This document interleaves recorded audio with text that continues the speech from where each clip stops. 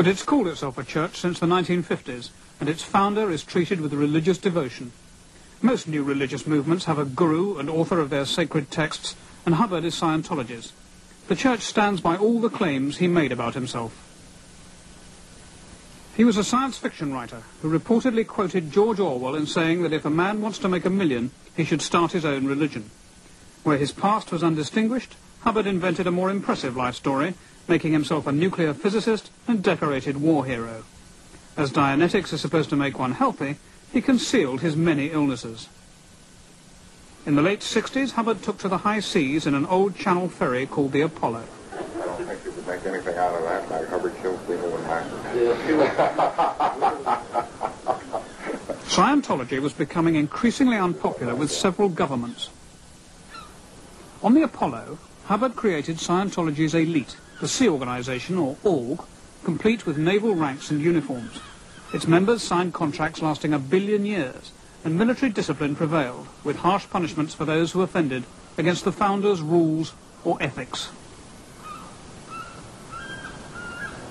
Hubbard called himself the Commodore, and was waited upon by a hand-picked team of teenage girls known as the Commodore's Messengers. Dee Dee Reisdorf became their commanding officer. I was actually born into Scientology. When I was 13, we joined the Sea Org. The whole idea of being in the Sea Org is that you were the ones who were here to make the world a safe place. The Sea Org was special. There was what we called the WOG world. The what? The WOG world. What did that mean? Anything and anybody who wasn't involved with Scientology was the WOG world. What now I like to call the real world. But at that point, that was what, we considered people out there as the WOG world. Another girl sailor was Hannah Whitfield. She was able to observe Hubbard's character in close detail. There were two distinct sides to him. One was an incredibly compassionate side. He was a very understanding, rather humanitarian man at times. The other side was what I would call bordering on, it's not a popular word, but bordering on insane or psychotic. He would go into mad, screaming rages, but where he would be bellowing at the top of his lungs, sometimes for minutes, sometimes for hours on and off. I've actually seen that. Do you ever think that you might be quite mad? Oh, yes. The one man in the world who never believes he's mad is a madman.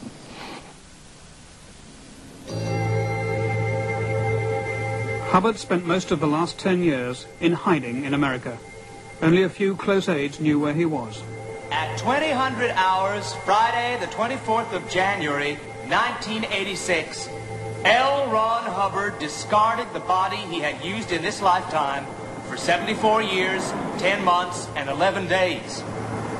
The body he had used to facilitate his existence in this universe had ceased to be useful, and in fact had become an impediment to the work he now must do outside its confines. The being we knew as L. Ron Hubbard still exists. Although you may feel grief, understand that he did not and does not now. He has simply moved on to his next step.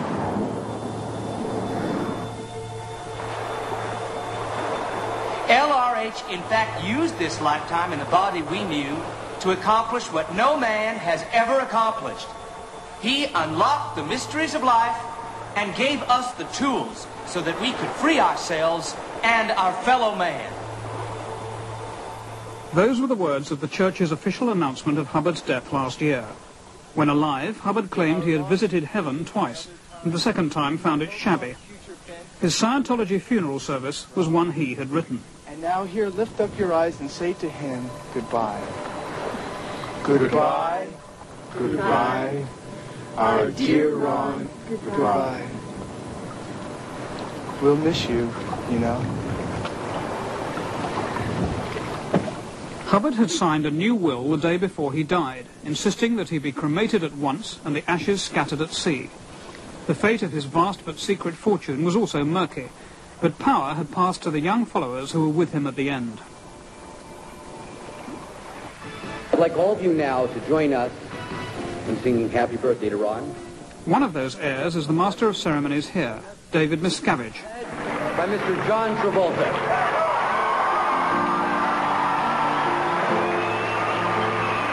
Although Hubbard is dead, this was his memorial birthday celebration last month, an opportunity for the church to parade its star members and salute the late founder.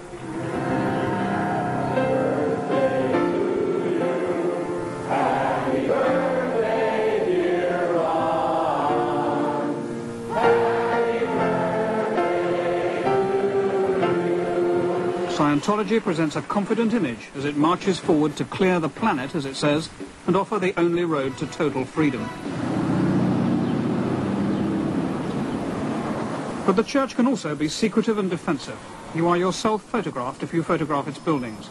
Investigations by various government agencies have over the years created something of a siege mentality.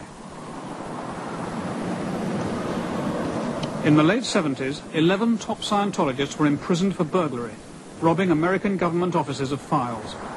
In one of his bulletins, Hubbard instructed church members, don't ever defend, always attack. Since Scientologists consider themselves the exclusive possessors of the secrets of the universe, anyone outside the church tends to be deemed hostile, or, as they say, suppressive, and we were no exception. Why do you think this guy's taking our picture? Oh, because they're going to use it against us later on, supposedly. Why is he taking photographs of us? He should take another picture. Ron Hubbard says if you take their picture or something, you can use it against them, or maybe people are intimidated by the picture taking, you know. They were taking my pictures all the time. Scientology reserves a special distrust for the media.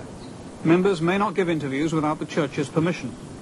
Despite a long-standing invitation, our interview with the church's chosen spokesman was granted only when they were convinced that this program would be broadcast without their participation. When we taped that interview, the church had its own cameras rigged to video us. More fundamentally, Scientologists dressed in the style of Christian ministers witnessed the proceedings.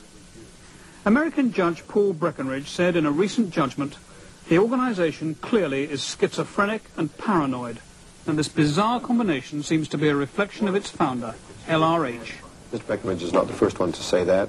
A man by the name of Paul Dickhoff disseminated it first, SS number 337259, an SS officer in the Nazi intelligence systems who was the head of the Bundeskriminalamt, the German federal police, in 1970. And the head of Interpol, as a matter of fact. I do not support a Nazi's supposed right to disseminate that kind of thing. But Mr. Judge, you regard your enemies as the CIA, the IRS, the FBI, MI6, MI5, just about every government. No, I'm on the IRS is a mild expression for the church's attitude to its supposed enemies. You know, our enemies are ignorance, drugs, corruption, criminality, and insanity. But those the church seems to regard as its worst enemies are its most recent defectors, especially those with damaging stories to tell. Near the Canadian border lives Don Larson, who ran the church's so-called finance police. I was a hatchet man for this financial dictator. If you could force someone to be scared enough in the church, they would cough up the money that you wanted. And it was my job to scare people. What methods did you use? Extortion, force, threats, duress. Larson was there when David Miscavige and the new regime took over. The old management was just chopped, the new management was put in its place. And its motto was, we make no deals with anybody. We're tough, we're ruthless, no deals. There was about 15 of us. We went out and rented 3 limos, drove up to an organization in San Francisco, and did a practice beat-em-up kind of meeting, you know. Took the CDO, the commanding officer of that organization. He got thrown into the filing cabinets. He was sec-checked on a meter, and people. Well, that's where you have to tell the truth. And there's a whole row of people around the guy, right? And he's sitting there hanging on to the cans, and this has nothing to do with religion anymore, right? This is, where's the money, Jack? I want the money. Where did you put the money? And he said, I don't know. I don't have the money. So David Miscavige comes up, grabs him by the tie, and starts bashing him into the filing cabinets. Then he's thrown out in the street. His tie's ripped off. This is just a warm-up kind of bash. Some of those who left the church sued for restitution of the fees they had paid. Whenever there were court hearings, the church mounted spectacular protest demonstrations. This one was in Sacramento. Scientology maintains that an ex-member suing the church for fraud